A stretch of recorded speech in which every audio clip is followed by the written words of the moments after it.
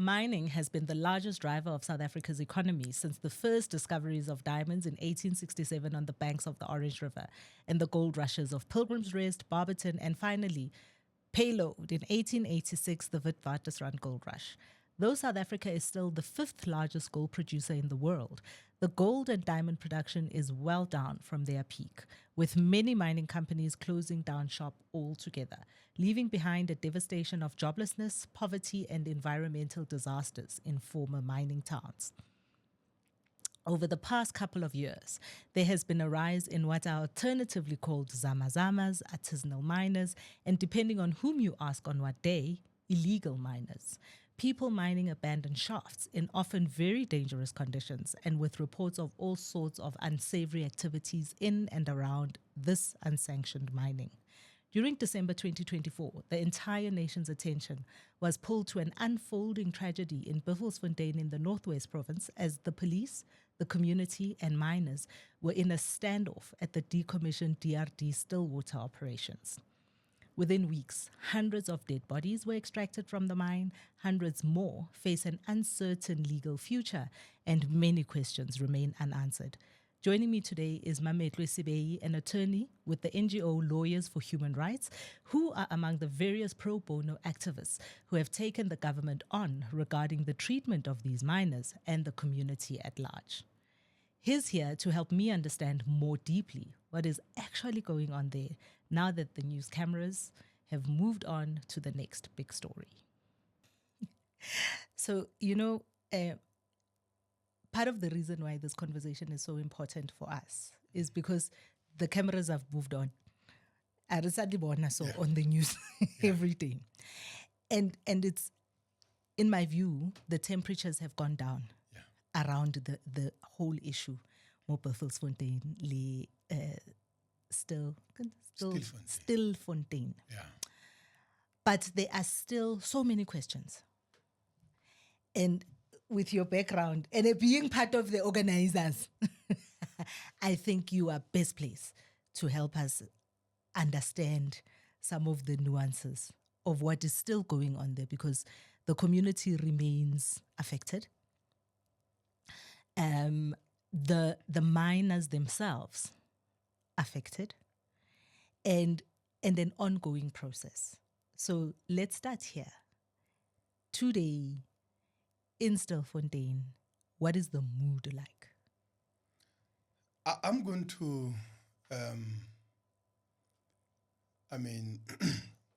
relay the story that was told by one of the ladies in the mass meeting we had. And I think it's telling of how people see what is happening there, what has happened there. He said, okay, now when we gave the report about the Risk Commission,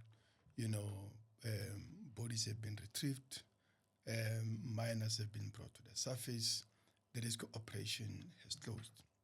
We had a mass meeting to give the report about that. And one of the, ladies said,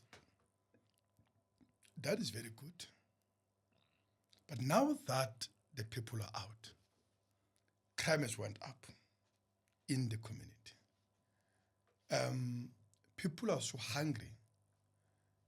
You now wonder whether your children are even safe when you send them to the shop because of the increased, level of crime in the community. Now, there's a many levels to that perspective.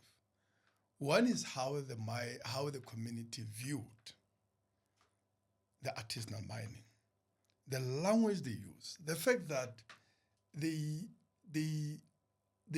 because when you listen to the public discourse and the popular narrative out there, no, the real crime was the one of artisanal mining itself.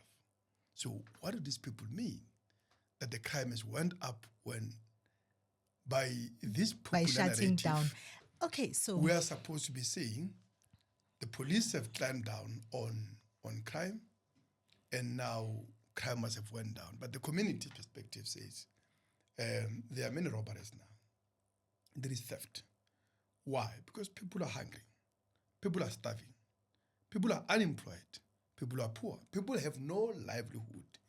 In a community, in a distressed town affected by mine closures that were abandoned, actually, derelict and ownerless, many shafts, without any alternative means of livelihood. And people are therefore without any livelihood. This activity was actually at the very heart of the economy of that town. But that raises a question for me that says, if you are saying the artisanal miners or the people who were underground, who've now that avenue has shut down for them, and they have turned to crime, but you're also saying, because that's what it sounds like. It sounds like those people, when they were under there was the crime in our community was less. Now they are on the surface and they are the ones perpetrating this crime. Well, that's not a perspective I got. And I don't think I will say that. Let me tell you why I'm saying that. When this was said, all the miners that were retrieved were actually in the police stations, right? Or in the hospitals, or in the mortuaries. We convene a mass meeting of the community. But the issue is much bigger. It's about the economy of that whole community. It's about the economy of that whole town. And it's not just this community, by the way. One of the things that struck me was when I was with one of the comrades we deployed to organize there, to support that community. And he says to me randomly that when he entered one of the big commercial retail store, people clapped hands for him. And he said, why? He said, well, because we had asked him to be doing few interviews, so they saw him on TV. And we were shocked because this was a white-owned, one of the big brands in the country. And they said, no, you are a hero and so on. And said, but, I mean, he was shocked because he thought almost everybody's agreed that, I mean, these are people in legitimate businesses. And why would they, support him defending the miners who always say is that they've got to be brought to the surface alive. And if, the state says that there must be accountability, we can then have that conversation about accountability for what. Now, he says the manager in the store says, only people who don't live in Stilfontein can talk the way we hear people attacking you. Since they've climbed down, even my shop, talking a big retail shop, doesn't have clients.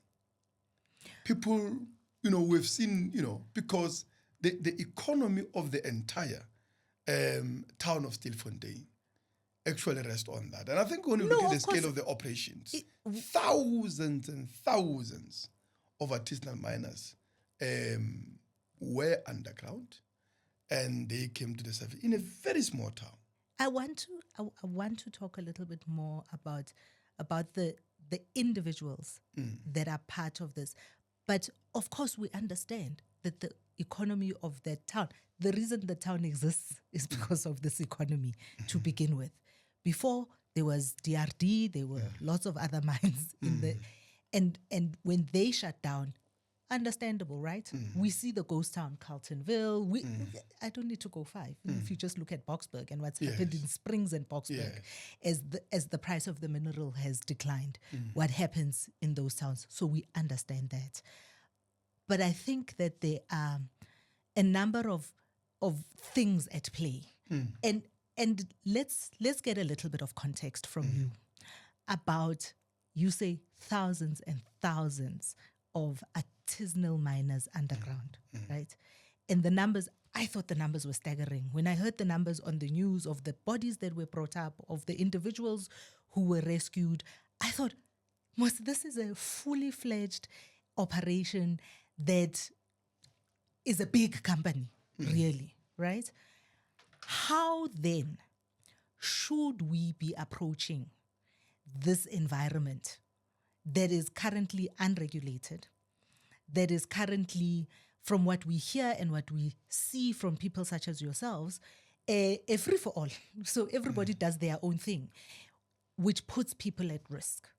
Yeah. How then should we be engaging what's happening over there? And when we are holding people accountable, who do we hold accountable? And that's the thing. I think people think we were there because we condone what is happening. Let's understand what we don't agree with. I'm a unionist.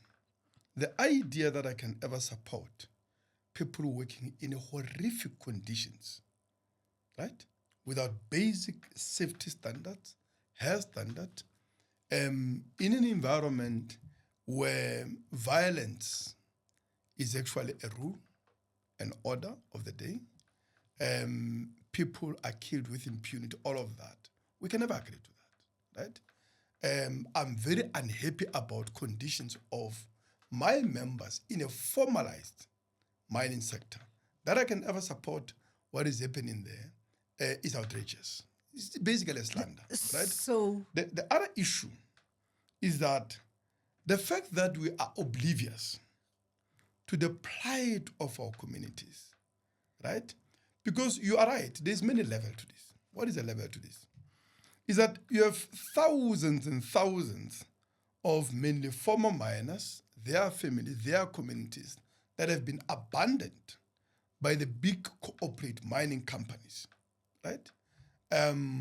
Without jobs, without skills for alternative employment, without alternative means of livelihoods, in communities whose whole economy was centered on mining and without diversification because of the colonial nature of mining in this country.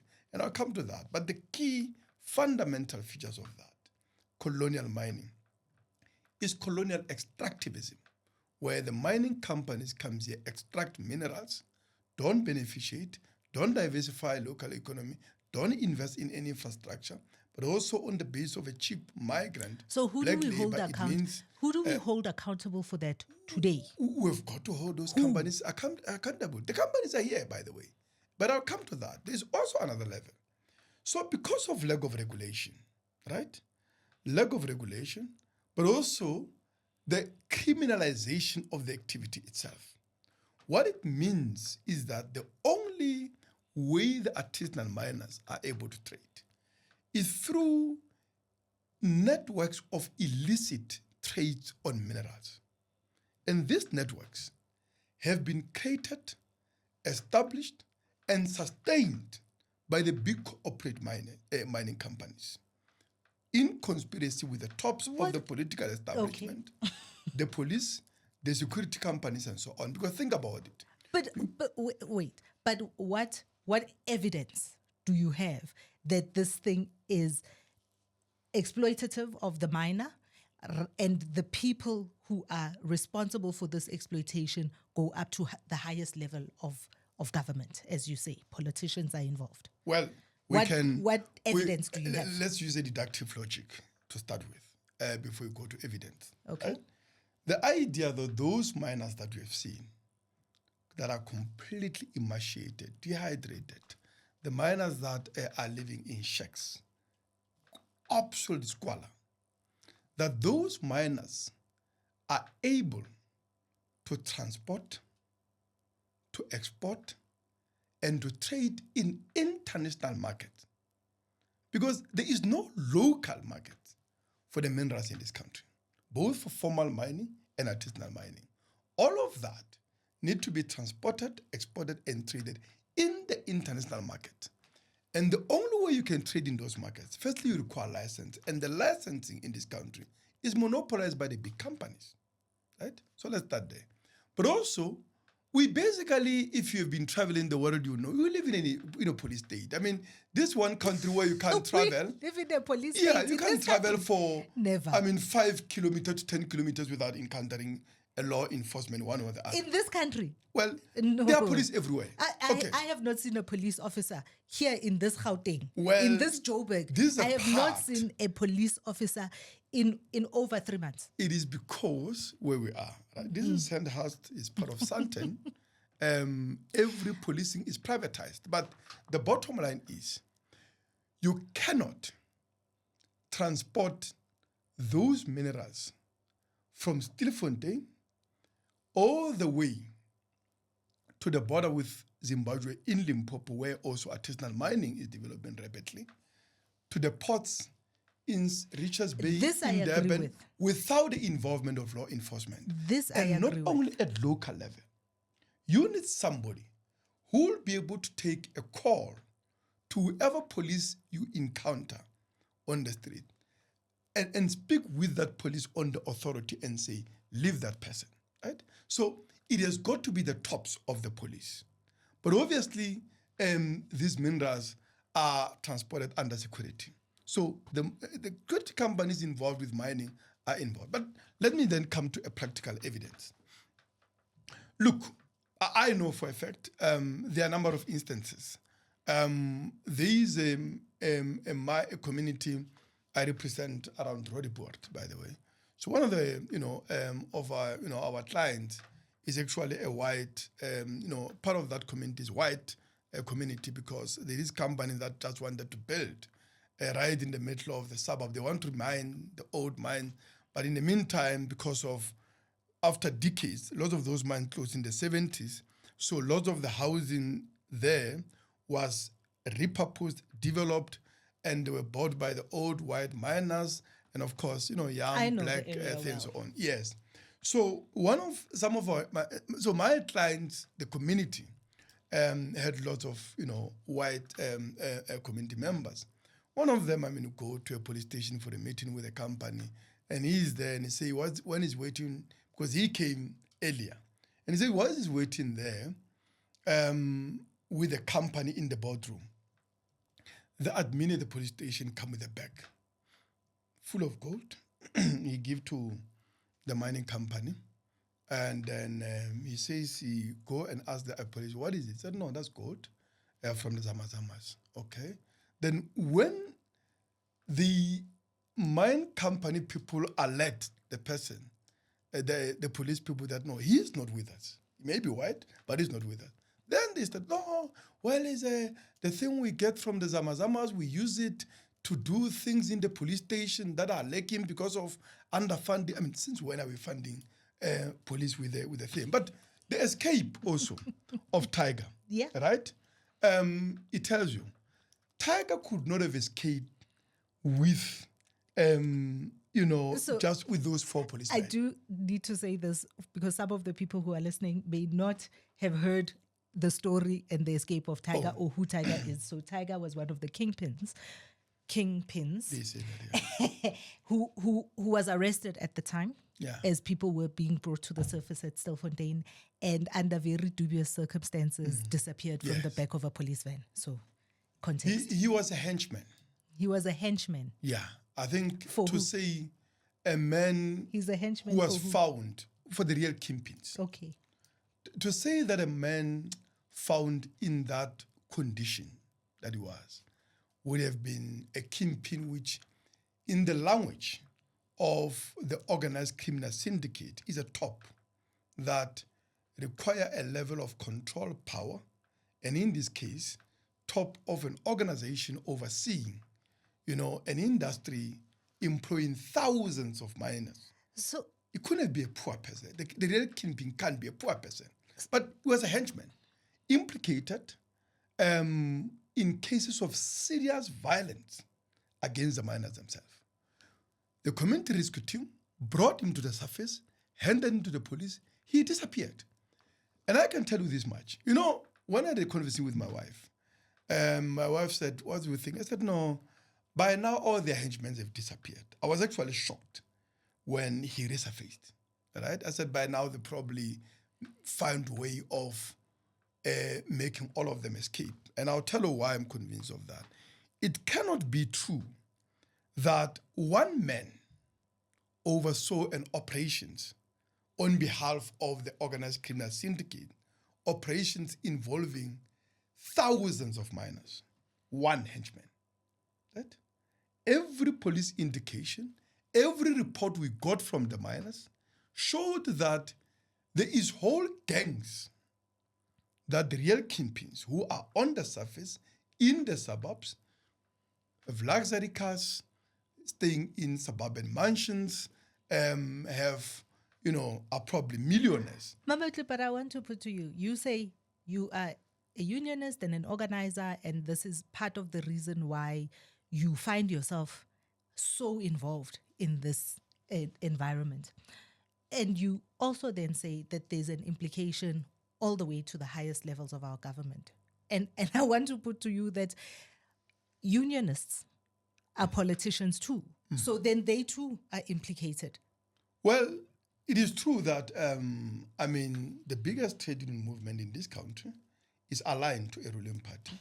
We consider ourselves a revolutionary union that want a complete overturn in the economic system. We want this government. And so you are complicit then? Well, not at all. We are absolutely opposed to capitalism. We are absolutely opposed to the private ownership of the economy, of the minerals, of the land that has been monopolized by the big corporations, domestic, foreign-owned. And we think that this government that facilitate that private ownership, that criminalizes resistance, must go away. It's as simple as that. But you are in bed with them. How? You say not. We are part of SAFTU. Being aligned. Because SAFTU is aligned. We are not part of the alliance. You're not part of the alliance. I've never belonged to the alliance. I'm irreconcilably opposed to that alliance. I think ANC, I think the DA, I think all these capitalist parties must be gotten rid of. I think that we need a working class power in this country. That is, workers organized in a political movement that can seize political power, but through that political power also seize economic power through nationalizations of the mines, of the banks, of the factories, of the farms, and all the key or the commanding heights of the economy, the mineral resources of this country, the land, so that we put this under public ownership.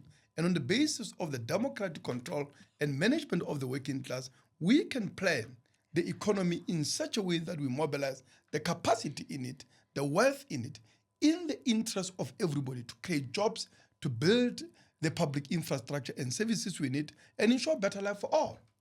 That sounds like rhetoric to me. And why I say that is here you have an environment in Stilfontein, according to you, that gives an opportunity for this ideal situation, right? You have a community, you have mines that have been abandoned by their owners, you have people who have a skill that they can continue mining this environment, and they are members of this community.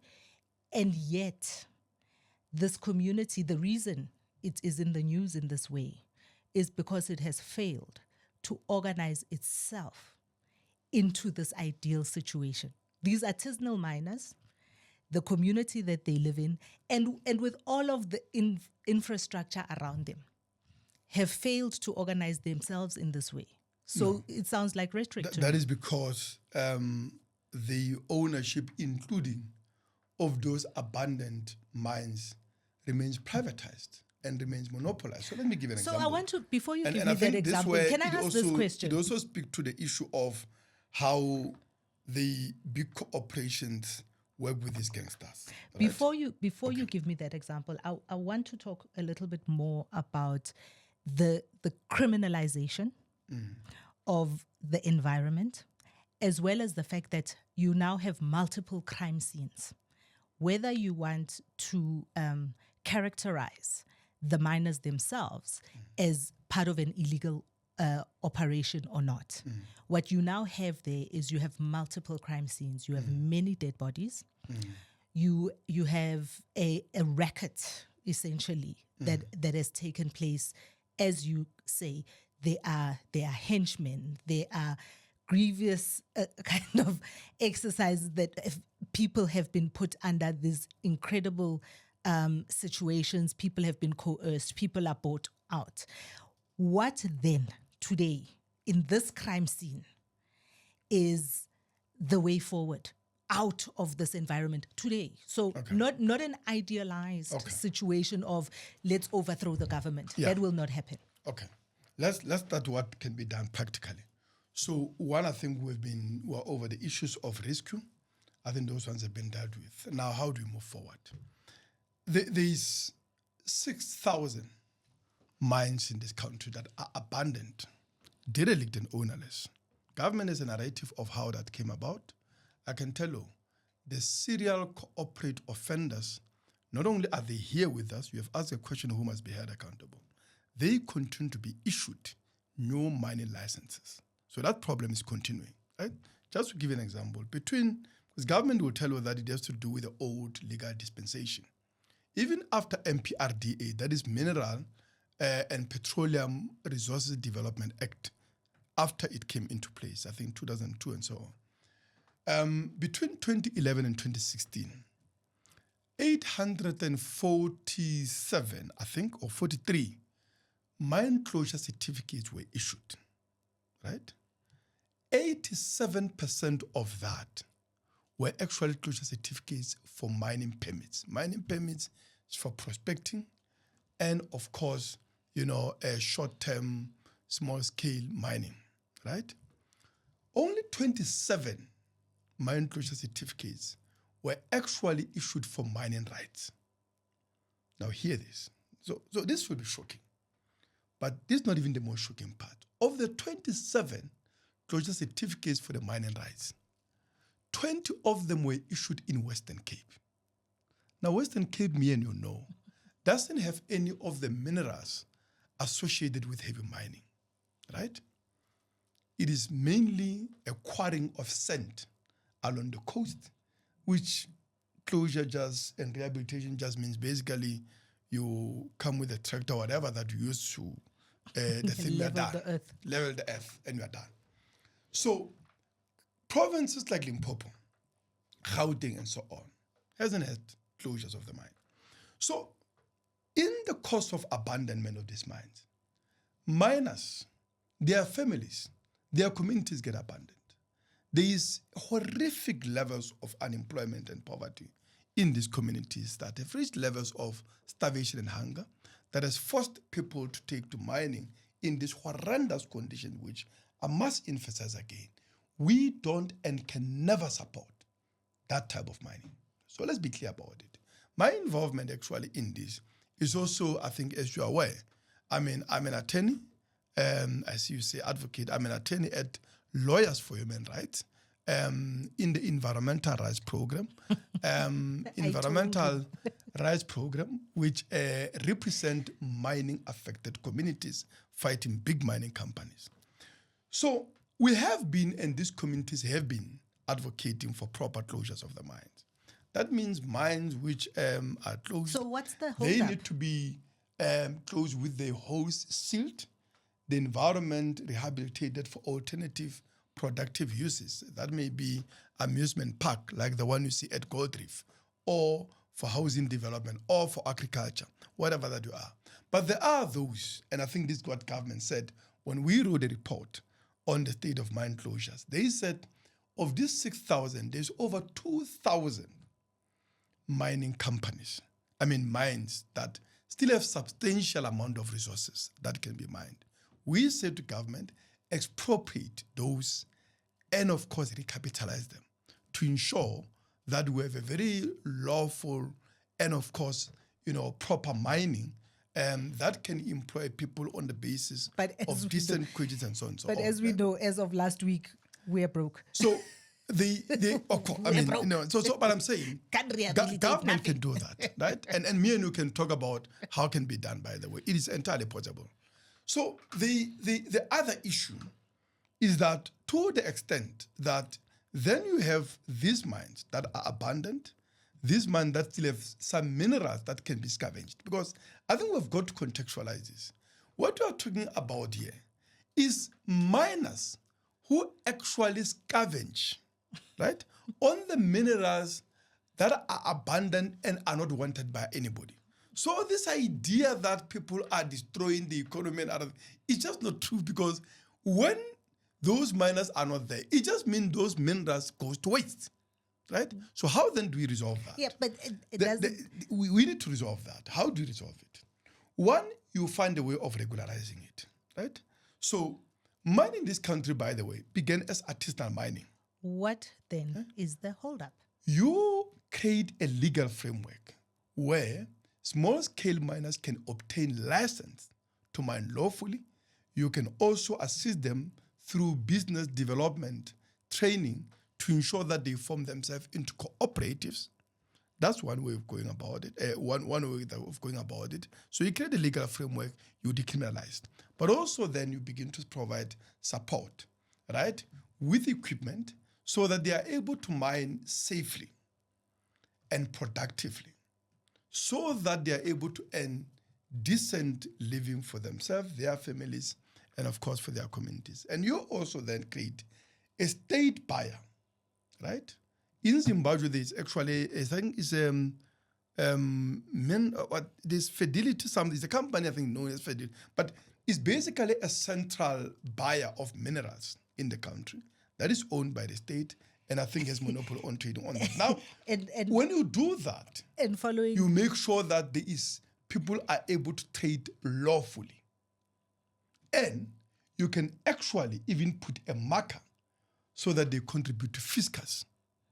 And you use that money to ensure that the benefits of that mining are shared widely in the community by plowing that money into development of the local economies and communities that are affected by this. No, and all of these on paper are wonderful ideas.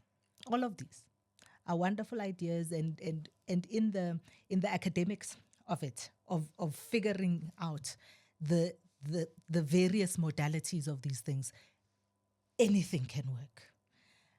My question about the community, and I don't think you've responded to it sufficiently, about the fact that you now have multiple crime scenes here. Yeah. And what is the way forward? What is the way that, how do we resolve all of the today with the frameworks that we have in place? You have a community that has been devastated. You have a story that, to the larger imagination of South Africans, is an unbelievable story of desperation, crime, and every despicable human element living in that environment. Yeah. What is the, and you are a lawyer yourself and you work with these mining communities, what is the resolution today in Stilfontein? Okay, firstly, let's speak about crime of how those miners died. Those miners were stuffed and dehydrated to death by the action of the police, and the operation of which was conceived, executed with the approval of the tops of the state. There's got to be accountability for that. There's no doubt in our mind. And we are pursuing your organization brought the application. Yeah, we are pursuing that. We are pursuing that. You will see that, Human Rights Commission has instituted, has elevated the investigation to a national inquiry. We are going to be fully engaging and participating in that, where we'll present evidence showing the betrayal and the treachery of the police conduct in that respect. So that's one. Two, we've got to deal with the problem of organized criminal syndicates, right? That have, parasited, or that parasite on the criminalization, on the lack of lawful or avenues for lawful mining, and of course trading on the minerals of the artisanal mining, right? And those are people who are responsible for a reign of terror. So when our communities are raising issues about the rapes, the murders, and so on, those issues are real. When we are not oblivious to that, if anything, we have been warning government that the unregulated development of artisanal mining at the back of industrial scale abandonment of mining shafts is going to give us a problem, is actually going to threaten not only the fabric of communities, safety in those communities, but actually increasing is threatening the national security of the country itself because of the growing brazenness, the level of organization of these, syndicates and so on. So how do you deal with that? There's a way that actually this country has dealt with similar situation. The similar situation you can think about is actually a taxi industry, because when we talk about this, it has happened before in this country. I'll tell you what is the similarity. Which in itself is a law unto itself, completely unregulated. We hear stories today of how taxi associations and the thuggery that says people in their own private vehicles, if they have 2 or more people in their own private vehicles, are being stopped on the side of the road because there's been a breakdown of law and order. But so I don't know if the taxi industry is There is a problem, but let me tell you where we are and where we come from. There was a time, go and look at the figures, in the late 80s, early 90s, when I think, number of people that were dying from a taxi-related violence was over 500, approaching 1,000 annually, right? Today you count, and I'm not saying we can condone all of that, but no person in this country, in his rightful mind, can still say criminalizing the taxi industry in a way that apartheid regime did is an alternative and will solve the problem. What happened? Taxi industry, remember, under apartheid in the 60s, 70s, government had monopoly over public transport. They had a company called, I think, National Transport Services that owned the airports, the airline, the trains, the passenger, the freight, the patcos. There used to be trams in this country. People have forgotten about them because when I grew up, when I was born, they were no longer there. But you can hear about tram shed in Pretoria. Those were the stations and so on. So when the neoliberalization began to come, lack of investment in services began to develop, that system began to break down. And what happened? There was a vacuum. And people began to organically improvise ways of solving transport-related needs and problems in many of the townships that were sprawling. Mametlwe, right? But I have a problem with you talking with the forked tongue because on the one side, you want to talk about nationalization and the government must be in control. And on the other side, you want to talk about a completely owner-run and managed and industry like a taxi industry, which thrives because of the failure of the very government. I don't support the model of public transport we have with the taxi industry, by the way. No, but I'm just saying to you how the problem was alleviated. Because even what we are proposing, and this is a point I said, right? We don't support, I can't imagine myself ever saying, even the artisanal mining along the lines that we preach as an ideal way of living for our people. We can never. But we've got a problem and we've asked, what is a concrete, immediate relief that can solve many problems? One, end criminalization of these miners. Make sure we isolate, ostracize, actually hold accountable the organized criminal syndicates that have stepped into the vacuum of an industry that there is no way you are going to clamp down on it effectively through criminal justice system. It's not going to work. I can tell you all that. Right? So what do There's you over propose? 100,000. Criminal justice system. You can't clamp down with the criminal justice system. So what do you got to isolate the criminal elements from the disparate miners trying to make a living in conditions of desperation. That's the only way you're going to do it. What did they do with the taxi industry? So when the public transport system broke down, taxis developed. They developed against the framework of the law at that period. They were criminals. In fact, what we call taxi associations today, they actually were no more than gangsters. Let's be clear about it. And they continue to operate as such in some places. It's the legacy of that whole history. It's because when government allowed that industry to develop unregulated for over decades, it became synonymous with an organized criminal thing. But today, many people will agree that there are many people in the taxi industry who just want to make an honest living. Lots of people owning 1, 2, and even multiple taxis. Lots of drivers, they are not criminals, are not syndicate members. They are just honest people who want to make a living in the taxi industry. We can agree on that at least. And how did that come about? In 1987, for the first time, government because in the 80s, when they saw they can't contain the problem, they just allowed it to develop, turn a blind eye. No longer criminal, but turn a blind eye. In 1987, for the first time, government developed a regulatory framework. And from there onward, right, there was regulatory framework, lots of what were organized syndicates that demarcated routes, allocated the spaces in the tech association through a barrel of the gun. Lots of them transformed and morphed into what? Into the current tax associations. What then happened? Lots of people in that industry who just wanted to make an honest living went perfectly legit, by the way, right? Some of them are respectable businessmen in their community. Some. I like the fact that you are willing to... But it's overwhelming majority today, I must say, in the tax industry. I like the fact that you are willing to acknowledge that a criminalized syndication, which is the idea that you are putting forward of the taxi associations, even in trying to morph it and shoehorn it into a legalized framework, has not yielded the best result. And I give to you... I disagree. I give to you the examples of Uber drivers who cannot pick up passengers.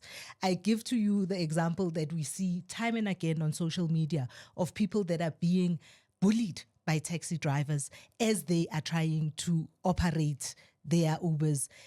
There was an instance at Maponya Mall where Ubers were set on fire.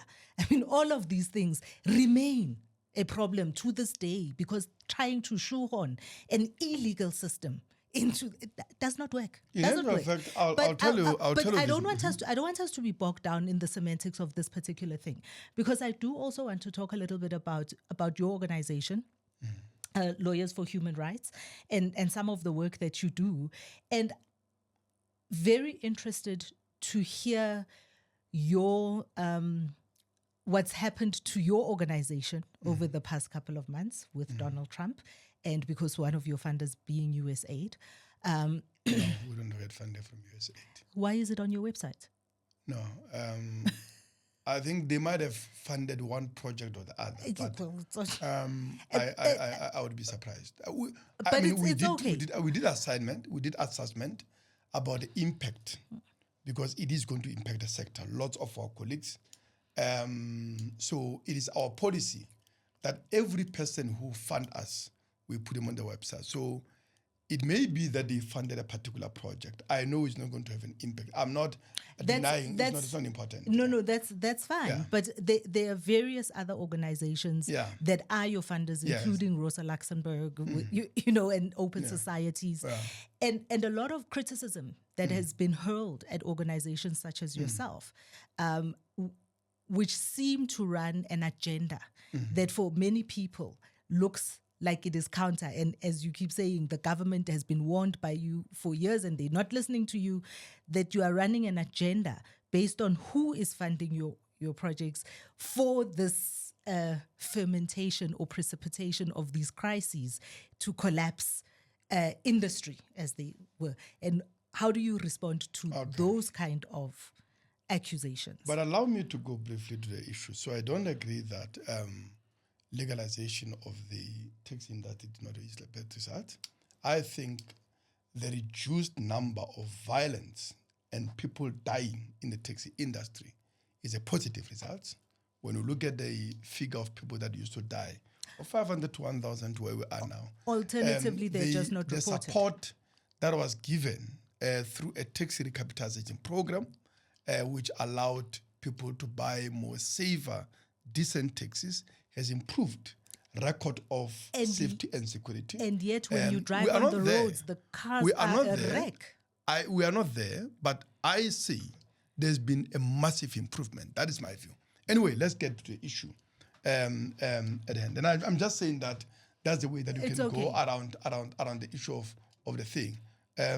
You regularize, you support the miners, you create a state buyer to make sure that they can trade legally, and you isolate organized criminal syndicates who must be dealt with, prosecuted, and held accountable for all the crimes against the miners, against the community, and so on. On the issues of the funding, there is no doubt whether USAID funded one of our projects or not. I mean, I'm just saying that we are coming out of the strategic planning meeting of Lawyers for Human Rights. I know for a fact when we're doing risk analysis, they said, no, we don't receive any of the funding, but we do receive some funding from United Nations that itself get funding from US, and I think lots of UN agencies are going to suffer. So there will be an impact. But it's not just about lawyers for human rights, our colleagues. So insofar as the agenda is concerned, and I can tell you with lawyers for human rights, what has happened. I mean, I, for one, has been a major proponent of that change, where we basically set an agenda that we derive from communities we work with, and say, how then do we solicit funding to support communities and many working class people that are involved in the struggle in this country? Lots of people actually hear about our work with the migrants because that's the one that is highly charged, right? But that's not the only work that we do. I represent many affected communities.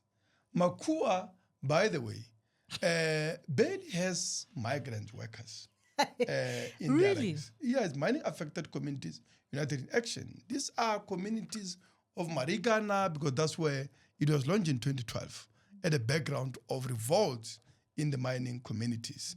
With the miners, I mean, there's a story of the miners, but that story raised a lot of issues about the mining industry and the exploitative character of it, the fact that it doesn't invest in development of community, all those things and so on. So there was a launch of Makua.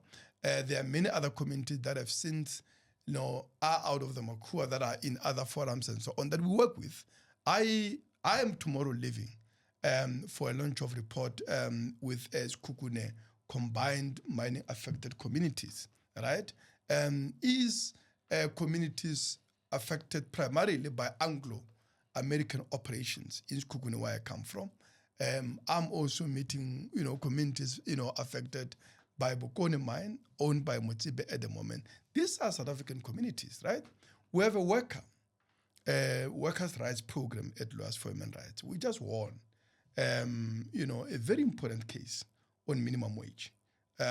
We just won an important case, again, also in the past 2 weeks, 2 important cases, I think, on the issue of the treatment of women, who continue to be oppressed in workplace and so on. We have a land and housing program, by the way, which is the biggest law firm, insofar as I know, which deals with land reform, land restitution issues. Many communities, many important land restitution cases, including Mala, which is the biggest, was handled by us. So this idea that we don't derive our work from, working class people in this country is just not true, right? So it's because, as I said, most of the time, and this actually I criticize LHR for it, that we don't speak a lot because people there just work. We don't speak a lot about a lot of issues and the work that we do, right? So what then happens is that we then allow other people. Normally we win court cases. You can search us. You will see, say land cases, workers' cases. You'll find our names everywhere. So other people, because these are cases which are popular with everybody, there are lots of commentators on them. When you are dealing with the unpopular subjects involving the most oppressed layers of the working class, in this case always the migrants, right? They're the most oppressed, marginalized. Those are cases where there's shortage of people to speak. And that's where lawyers for human rights normally come to the fore. And that's the reason people end up thinking that is our only work. In terms of how our agenda is shaped, as I said, is perfectly the issue of working with the oppressed. And let's just look at our history, because people that today are casting doubt on us. And I said this thing to when I had an interview recently and responding to the police minister. I said, if you say organizations like Lawyers for Human Rights is basically a hostile agent in conspiracy with, foreign forces against, the democratic project in this country, then you are guilty of treason. And I'll tell you why. The people we inherited this organization from, right? The Deputy Minister of Justice today, he's from Lawyers for Human Rights. The former Minister of Justice was a manager at Lawyers for Human Rights. the judges at Constitutional Court, right? Who is this Judge Pillay, right? He's a former director of laws for women. I can tell you about the people at the top echelons of the state. These are the people who build this organization. Many of us just joined it recently. So, ANC government has to say to us, they've appointed at the highest echelon of the state in this country people they believe are part of the conspiracy against the state. Is that what they're saying? Why would you appoint as a Minister of Justice somebody associated with an organization whose origin, motivation you are in question? I mean, that would be a treason on the part of government. You'll agree with me on that, right? You can't appoint people with such dodgy associations, right? You can't appoint people at the Constitutional Court with... So, this is an organization, by the way, that comes out of the legal profession. Those people in the legal profession in the 70s, in the aftermath of the suppression of the student movement, the protests of the 70s, I think because it was founded out of the conference in 1978, right? So there were two organizations actually that came out of that. I think more or less three, but I think two that I'm aware. One is Legal Resource Center, one is Law Firm and in fact, Legal Resource Center, the choice of the name was not by mistake. I mean, it's people who wanted to do the same work, but not the radical, the left wing of that legal profession went to form Lawyers for Human Rights. This idea, the name that today sounds very normal, mainstream, was very subversive in the context of 1979, because these are people who had taken a position against apartheid and said, we are going to form a law firm that defend human rights of all, particularly of the oppressed black majority in this country, and we will continue to advocate also for social justice and so on, for social justice and so on. So that is where Lawyers for Human Rights come from. So you are subversive from the get-go. So it's in your DNA. We are part of the National Liberation Movement. It's in your DNA. Of course. So, and we are proud of that history, by the way. The idea that we must sit here, in fact, under apartheid, you see, if there was ever a time where we're not transparent even about our funding, it was under apartheid, because from what I could see, because lots of the ANC people were actually, we dealt with the issues of lots of the ANC comrades on the death rows and so on in those days. In fact, that's when Lawyers for Human Rights, from what I can tell, was being used as a cover to channel funds illegally in the country for the ANC operations underground in the country at that time in the struggle against apartheid.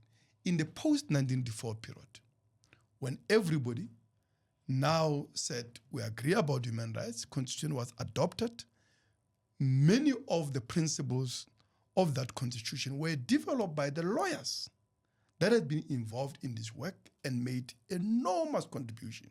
I mean, we were one of the law firm in the case that ended death penalty and many other cases that shaped the current constitutional dispensation. So since then, we've been more transparent than the Lawyers for Human Rights that was operated by lots of the ANC people that today are in government.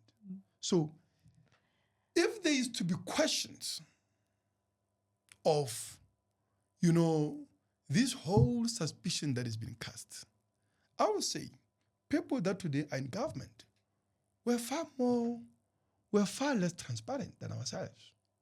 Now, were they justified? I think they were. Fighting apartheid is not a child's play. If you think you're going to fight apartheid and put all the cards on the table, well, don't ever dream about leading a revolution. So I want to ask you to put yourself in an uncomfortable position for a second. Because you espouse a lot of, as you say, left-wing ideologies and thought experiments.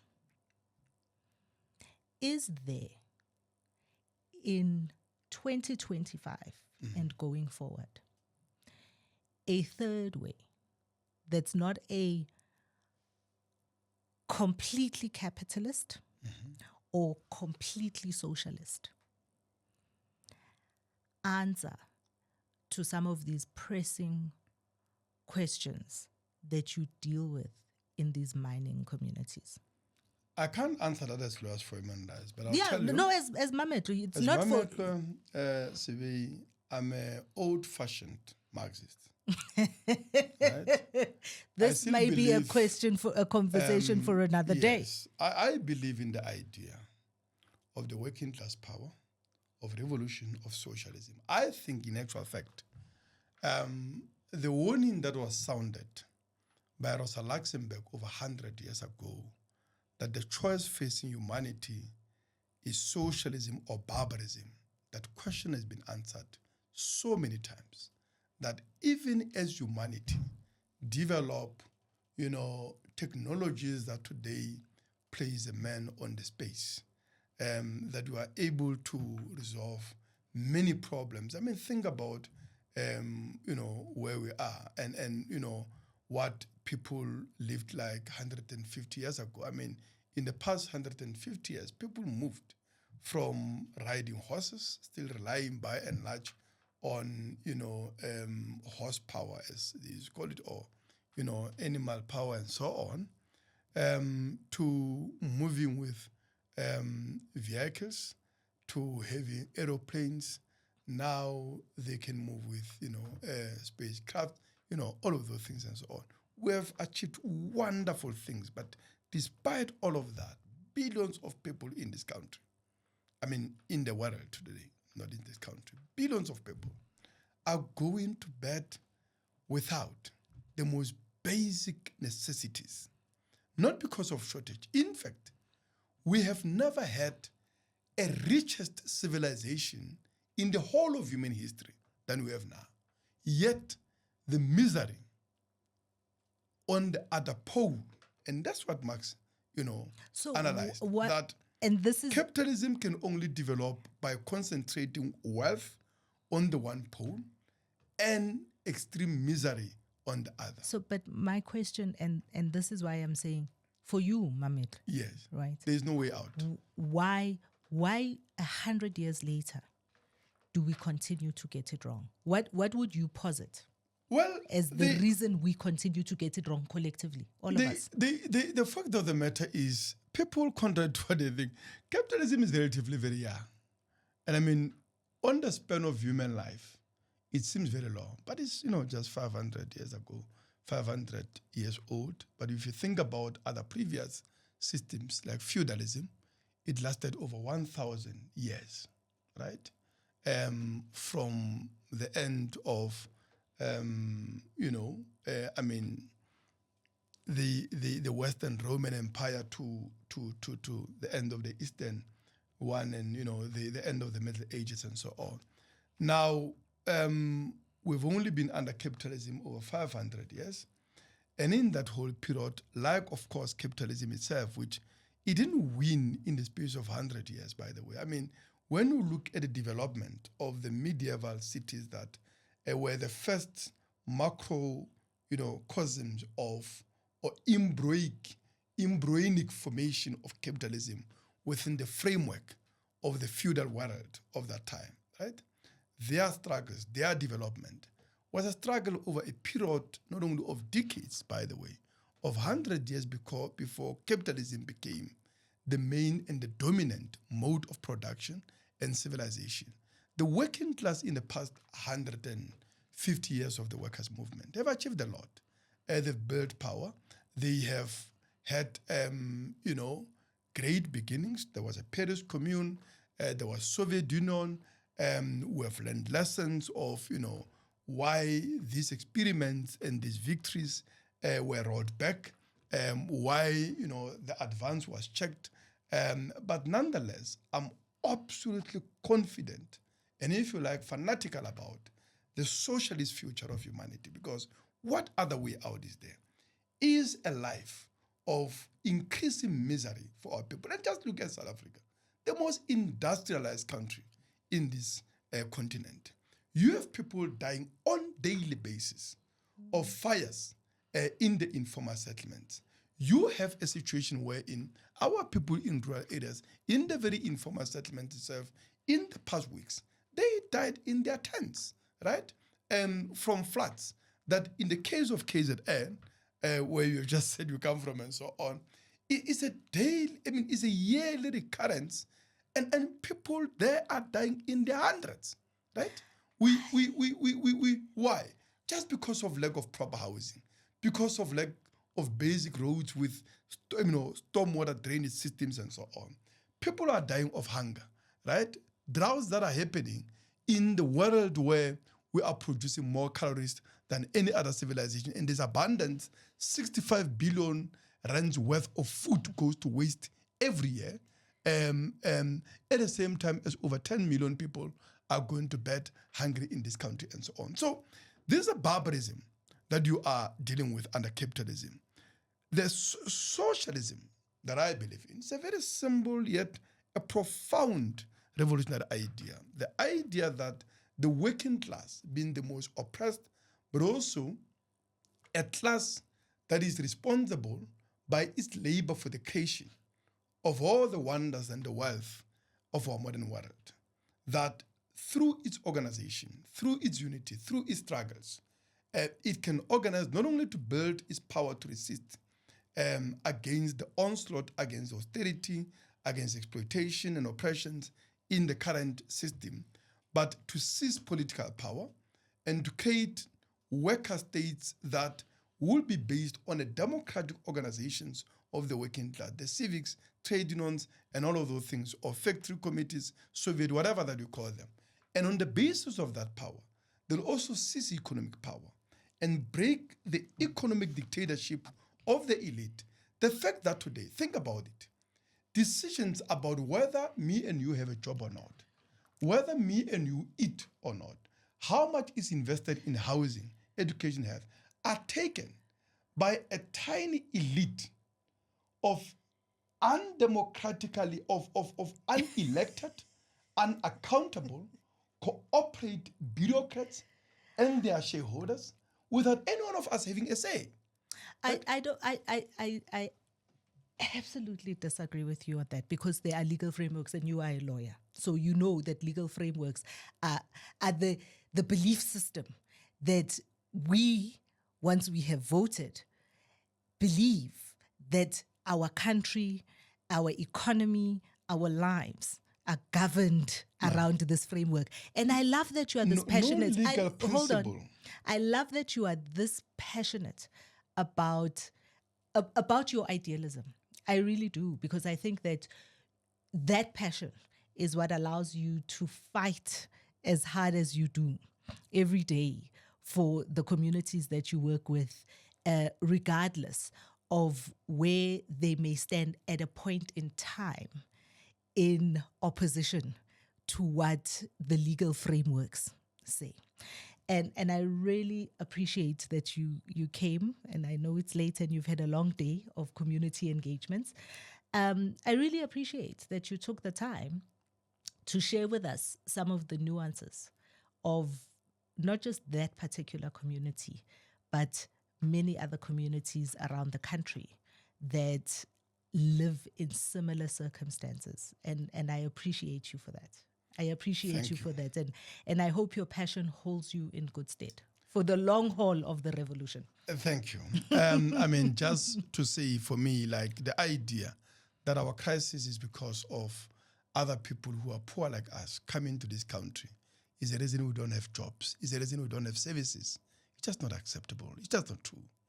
At the same time, I had a conversation with a community of Bokoni when there was elections to say, the people promising you jobs have no power to decide on whether they have jobs or not.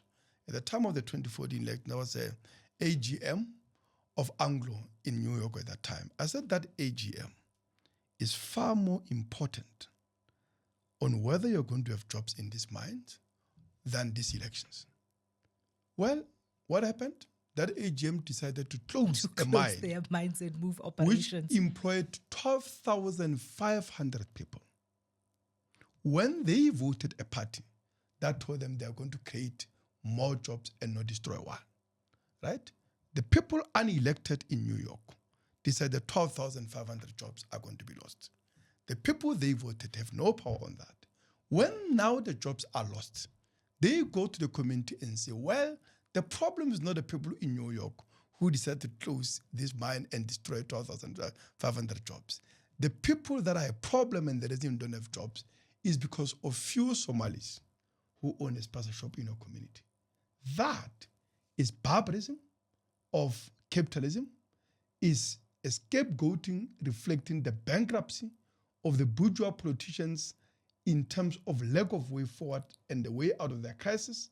But that is all the more reason we have got to be organized, we have got to be united, take political power, make sure that we put the mining industry like Bokoni under public ownership, get those mine workers, community civics, into a board of directors of that mine and ensure that mine work for that community, provide jobs, and what remains after paying those workers decent wages is plowed in the development of that community to employ tens of thousands more people in beneficiation of the minerals and to revitalize and reindustrialize many vast parts of this country and create more million jobs to abolish unemployment, poverty, and the suffering that comes with it. I think that's a good place to end. Thank you.